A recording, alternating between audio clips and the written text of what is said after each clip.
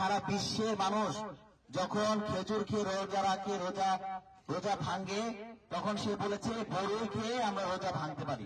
এই প্রথম গত 16 বছর আন্দোলন সংগ্রাম করে স্বৈরাচার নিপীড়ন নির্যাতন সহ্য করে আমরা কিন্তু এলাকা অবস্থান করতে পারিনি।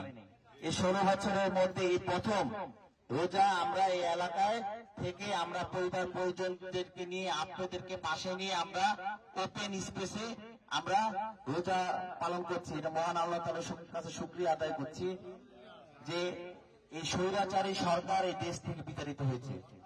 সকলের সহযোগিতায়, সকলের আন্দোলন সংগ্রামের কারণে এই স্বৈরাচারী সরকার বিতাড়িত হতে বাধ্য হয়েছে। না হলে আমাদের এইবারে শুনতে হতো যে এই আমাদের মনে করেন যে কথাগুলি যে রমজান মাস ব্যাপী বলতো যে কুমড়া দিয়ে আমরা বেগুনের চপ খাই, এ ধরনের কথা সে বলেছে। বেগুনের অভাবের কারণে, সিন্ডিকেট মুক্ত করতে না পারার কারণে যে এই ধরনের প্রোপাগান্ডা, এই ধরনের উক্তি সে সাধারণ মানুষদের মাঝে সে বলে বেরিয়েছে যে সারা বিশ্বের মানুষ যখন খেজুর খেয়ে রোজা রাখে, রোজা ভাঙ্গে, তখন সে বলেছে বড়ই খেয়ে আমরা রোজা ভাঙতে পারি। এই ধরনের উক্তি, নাফরমানি উক্তি সে দিয়েছেন।